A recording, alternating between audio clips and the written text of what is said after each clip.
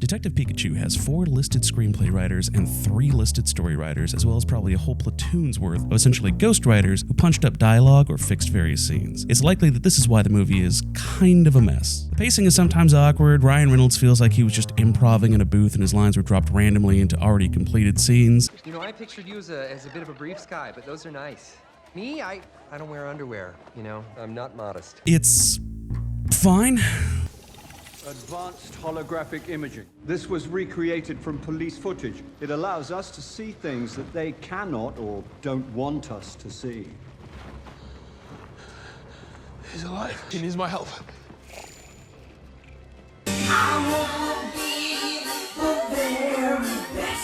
Like, it really doesn't matter that this is not an auteur project with a steady hand at the wheel, because it's only a vehicle for seeing warm and cuddly computer-generated models of our favorite Nintendo-licensed pet replacements. Like and subscribe if all you wanted for Christmas was a real puppy and your parents got you Pokédex 3D instead because it was free and they don't really love you. So whatever. It's cool that this is kind of mediocre, but basically gets the job done. Unless it's secretly, oops, Detective Pikachu is accidentally right-wing Christian propaganda.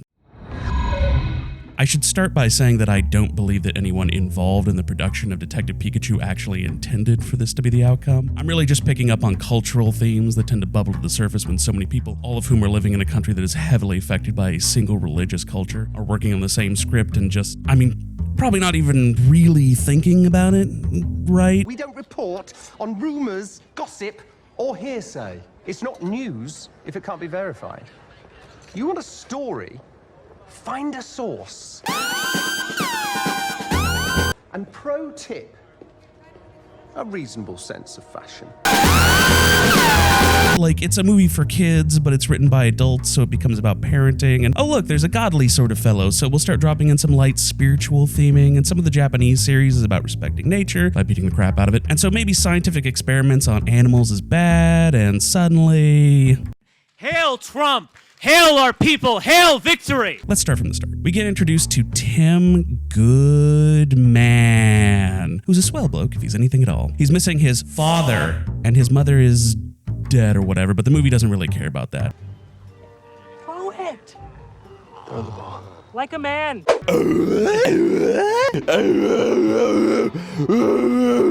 He's upset at his father because he feels abandoned by him. He's told that there was a car accident, daddy's dead, and it's off to Rhyme City to solve the case. Now, while most of us were going, it's Pidgey, it's the big strong Pokemon, I remember him, oh my god. We might not have noticed the kindly man from the Pirates movie telling us all about how this blissful utopia works. Diagnosed with a rare degenerative disease, he resigned from his corporation and searched the world for a cure. And it turned out that the cure I was looking for was for me to evolve into a better version of myself.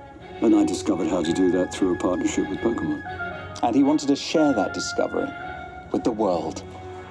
This is what inspired Howard Clifford to build Rhyme City, a place where humans and Pokemon can live side by side.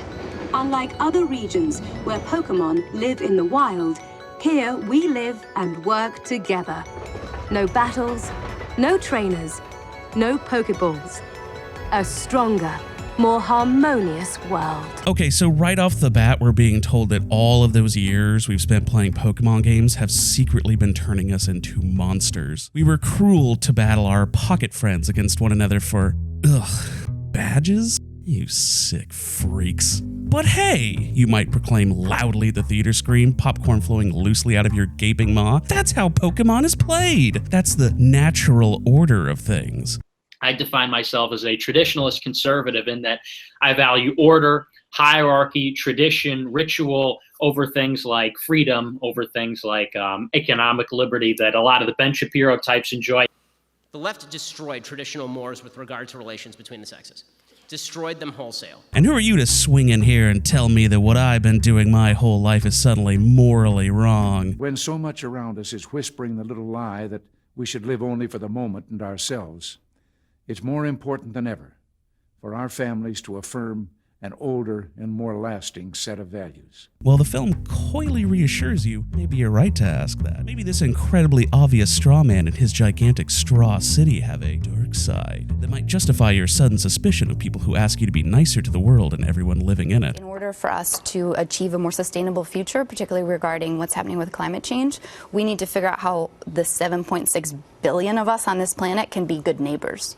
And we're really bad at being good neighbors right now. Okay, so like, why should I be a good neighbor to a squirrel? Now, I'm going to spoil some of the twists at the end here, so if you haven't seen the movie, it turns out that Detective Pikachu is secretly Tim's dad all along.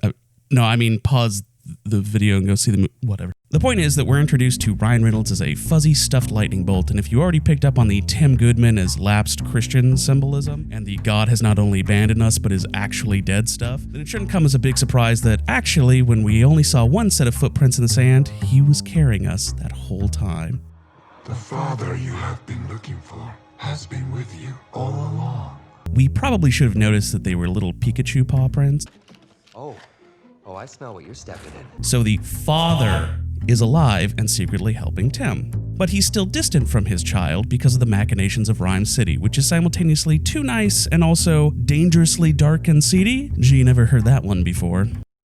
Now, human waste and drug needles are piling up in the streets, and regular middle-class people are fleeing faster than they can rent rider trucks. What, let's say, San Francisco and Los Angeles and New York have in common are rich, guilty liberals. To take a midday tour downtown is to be enveloped by a gened and athleisured army of young workers, mostly white and Asian, and predominantly male. The presence of a boomer or toddler is akin to spotting an endangered species. One of the nation's biggest school districts goes sour on chocolate milk. San Francisco, shocking, banning flavored milk from elementary and middle schools as part of an effort to eliminate sugary foods from the cafeterias.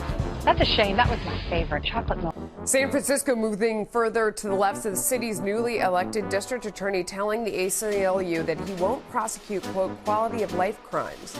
That includes crimes like camping in public, offering or soliciting sex, public urination. After some detective stuff, which mostly consists of getting into a big set-piece action moment, Tim and Ryan Reynolds get summoned to the offices of Howard Clifford, the liberal coastal elite tech bro behind this dystopia of do-goodery. Also a pretty obvious allusion to both Howard Hughes and Clifford the Big Red Dog. As it turns out, he's a sick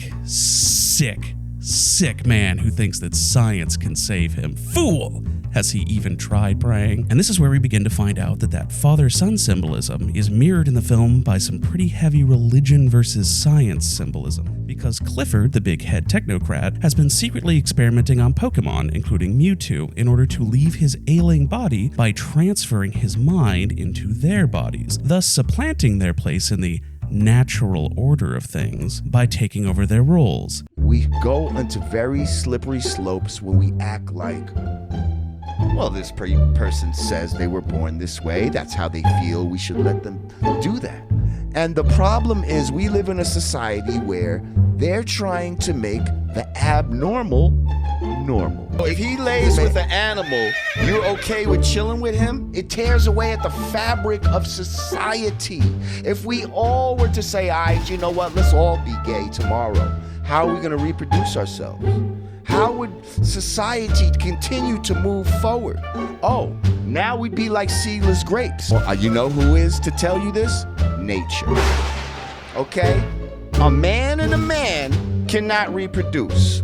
Okay? And nature is created by God. He's not up for that whole Christ-like sacrificial death deal. Specifically, he wants that Mewtwo. And what is Mewtwo's role? Well, in the Japanese version, he's an avenging spirit of nature. So now that we've traveled an ocean away, what is he here? Straight up Old Testament God. He speaks like Hollywood's version of God. I am the God of thy father, the God of Abraham. I take this body so that you might live. Mentions the Father and the Son way too much. There is a Son. With the Son's return, I can repair the Father. You brought the Son to me as agreed. Return with the Son. And believes that humanity ought to be purged. You've done well. Humanity is evil, but is held back by the sacrificial nature of the father and son relationship. After a climax in which people and Pokemon are unnaturally merged, one people, one nation, and immigration! Tim is finally, with the help of Mewtwo, the father, able to see his father for who he really is. Here comes Ryan Reynolds. It's Ryan Reynolds. Everybody hugs or whatever, movie over. Look, if you like this movie, then I'm not trying to call you a right-wing God and guns fetishist stocking up for the end times in your Revelations bunker. You're probably a fine enough human being, and like I said at the beginning, I honestly don't think that anyone involved in the production of this film was even aware of these themes. I wasn't able to even find an interview wherein someone alludes to them, like, at all. No reviewer has mentioned any of this. Even the Christian websites covering the film didn't seem to pick up on it, so if it was at all intentional, then it was so poorly handled that not even its most potentially receptive target audience actually got it. This is really a video about subconscious cultural messaging and how blatant it can be, and yet how we just won't pick up on it because it already surrounds us. I'm not saying that's the only reading, but since it seems to fit perfectly, and also this was absolutely a film made by a committee, I think that says a lot about our baseline standards of belief and also what informs them, whether we're aware of that or not. Next time, why A Christmas Carol is secretly Hindu propaganda. No, that's dumb. I'm not doing that. I'll do something better than that.